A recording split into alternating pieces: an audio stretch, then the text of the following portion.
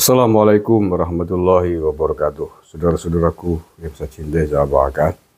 Bertemu lagi dengan saya, Agus Mar dari lereng Gunung Slamet di Banyumas, Jawa Tengah.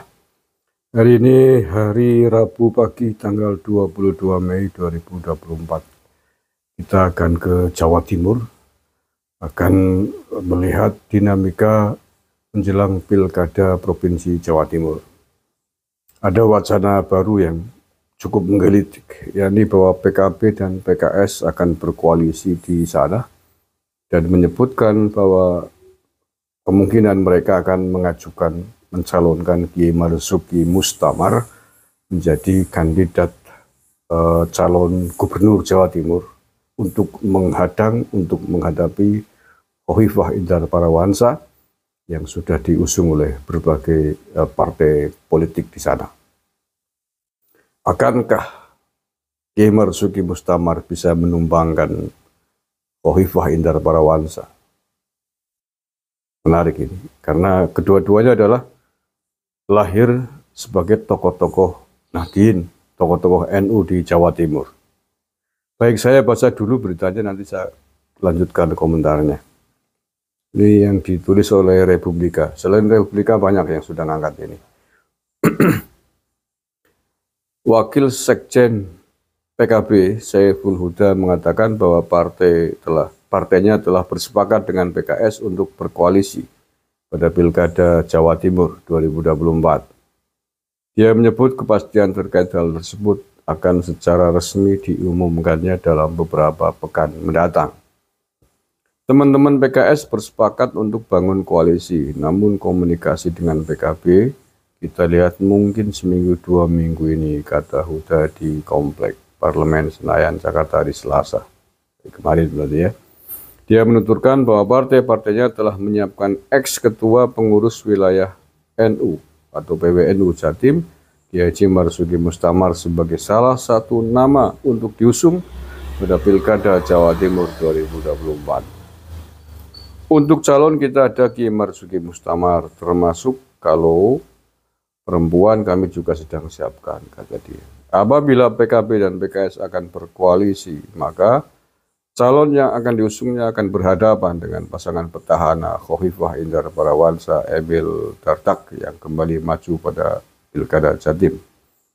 Sebelumnya, pada Jumat 17 Mei yang lalu, Partai Golkar secara resmi mengusung mantan gubernur dan wakil gubernur Jatim, Kofifah Indar Parawansa, Emil Dardak dalam Pilkada Jawa Timur 2024. Selain itu, P3 juga sudah memutuskan, Gerindra juga telah menyatakan dukungannya untuk mendukung pasangan Kofifah Emil Dardak maju kembali di Pilkada Jawa Timur. Nah, ini menarik. Bagaimana menurut Anda, akankah pengaruh politik Kiai Marzuki Mustamar bisa mengalahkan Kofifah Indar Parawansa? Untuk saat ini kalau menurut saya berat. Berat. Kalau itu dilakukan sebelum Pilpres 2024 kemarin, bisa jadi seimbang atau bisa jadi mungkin Kiai Marzuki Mustamar mampu mengalahkan Kofifah Indar Parawansa kalau diusung atau pilkadanya sebelum Pilpres 2024. Tapi ketika hari ini pasca Pilpres 2024, ketika peta politik, peta tokoh di Jawa Timur, bahkan di Indonesia ya,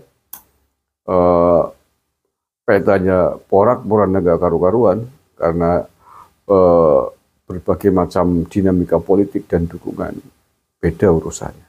Menurut saya Kiai Marzuki Mustamar tidak akan kuat, tidak akan mampu menumbangkan Kofifah Indar Parawansa pada Pilkada Jawa Timur November mendatang. Ya, menurut saya seperti itu. Tidak akan mampu menumbangkan Kofifah Indar Parawansa yang didukung oleh Muslimat NU penuh dan didukung oleh partai-partai pemenang, partai-partai Koalisi Indonesia Maju hari ini. Apa alasannya? Saya kira panjenengan semua juga pasti tahulah argumentasi politiknya. Alasannya, mengapa Kiai Marzuki Mustamar berat untuk melawan Khalifah Indara Parawansa apabila seandainya Kiai Marzuki Mustamar bersedia dicalonkan menjadi calon gubernur oleh PKB dan PKS. Seandainya bersedia. Itu menurut saya sangat berat hari ini. Karena Kiai Marzuki Mustamar hari ini bukanlah Kiai Marzuki Mustamar sebelum Pilpres 2024 yang lalu. Kiai Marzuki Mustamar hari ini dicap secara politik sebagai nun sewu dalam konteks politik sebagai kiai yang tidak konsisten dengan prinsip-prinsipnya berpolitik, prinsip-prinsipnya berbangsa dan bernegara. Saya kira Anda semua pasti juga sudah tahu seperti apakah atau cap apakah itu terkait apa.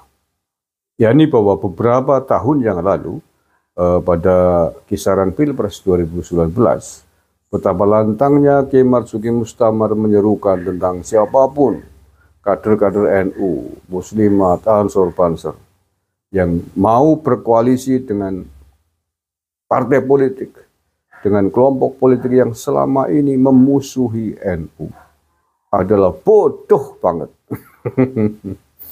Bodoh banget mau berkoalisi, mau bekerjasama dengan kelompok politik yang selama ini memusuhi NU. Bahkan dia mencontohkan, menggambarkan tentang seorang laki-laki punya calon istri, kemudian dititipkan kepada orang yang memusuhinya selama ini sebagai pesaingnya. Bodoh banget. Karena potensi direbutnya itu besar gitu ya. Nah, kemudian bahkan Kiai Marzuki Mustamar sampai mengeluarkan fatwa dalam tanda petik bahwa kader-kader NU yang bekerja sama dengan HTI, FPI, PKS disebut sebagai batal beatnya sebagai anggota NU, sebagai kader NU. Ya, semua orang tahu itu dan jejak digitalnya masih sangat mudah ditemukan, masih bertebaran di media sosial, statement atau fatwa tersebut. Nah, tetapi bahwa ketegasan Kiai Marzuki Mustamar seketika runtuh, seketika hancur lebur pada Pilpres 2024 ini ketika beliau mendukung Cak Imin, ketika beliau menerima politisi-politisi PKS di pondoknya dan bermesraan dengan mereka sampai kemudian jatuh dukungan kepada Anies Muhaimin kemarin. Fakta itu, fenomena itu sekaligus menghancur leburkan prinsip-prinsip Kiai Marzuki Mustamar yang dinilai oleh publik. Ya, penilaian publik hancur kepada komitmen dan ketegasan Kiai Marzuki Mustamar dengan statement sebelumnya. Kiai Marzuki Mustamar dicap sebagai nun sewu, statement yang mencela-mencela atas itu semuanya. Nah, oleh karena itulah kemudian, kalau kemudian hari ini Kiai Marzuki Mustamar bersedia dicalonkan menjadi calon gubernur Jawa Timur oleh PKB dan PKS, maka hal yang sama pun saya kira akan terjadi sebagaimana Pilpres 2024 kemarin, bahwa Kiai Marzuki Mustamar fatwa-fatwa politiknya sudah tidak begitu laku, sudah tidak begitu dibeli oleh publik di Jawa Timur.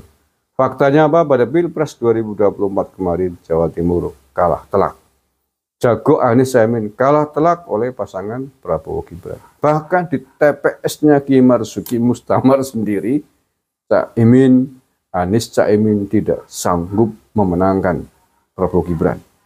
Di TPS Kiai Marzuki Mustamar nyoblos, artinya bahwa pengaruh politik Kiai Marzuki Mustamar sudah tidak penting, sudah tidak berlaku lagi sebagai sosok panutan dalam konteks politik ya, Dun Sewu.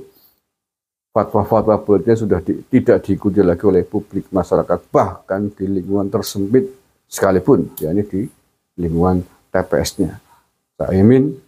Anies Caimin kalah di TPS-nya Kiai Marzuki pada Pilpres 2024 kemarin. Nah, oleh karena itulah yang saya maksud, bahwa pada pilkada besok seandainya Kiai Marzuki Mustamar bersedia, itu pun tidak akan jauh-jauh dari nasib atau gambaran peta politik Pilpres 2024 kemarin. Saya kira Kiai Marzuki Mustamar pun akan dengan mudah ditumbangkan oleh Khalifah Emil Dardak pada Pilkada Jawa Timur. Itu analisa saya berdasarkan realitas politik di sekitar Pilpres 2024. Bagaimana menurut Anda? Monggo saja, namanya juga analisa, boleh-boleh saja. Analisa saya bisa benar, bisa juga salah. Bagaimana yang benar, bagaimana yang salah, ya kita akan melihat.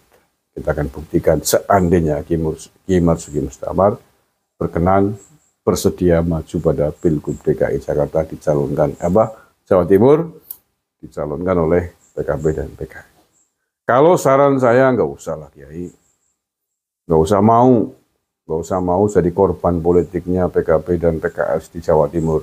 Panjenengan menurut saya makomnya adalah makom Kiai, bukan makom politisi. Makom panjenengan lebih bermanfaat, lebih maslahat untuk umat khususnya di Jawa Timur dan umumnya di Indonesia daripada ikut terjun berlumuran darah politik yang berdampak sangat kejam pada hal-hal dan aspek-aspek yang lain, termasuk aspek panjenengan di dalam berdakwah, Nahdlatul Ulama di dalam membawa misi Islam Ahlus Sunnah wal Jamaah An-Nahdliyah di Jawa Timur khususnya. Terima kasih, kurang lebihnya mohon maaf. Wallahul muwaffiq ila aqwamit thoriq. Assalamualaikum warahmatullahi wabarakatuh.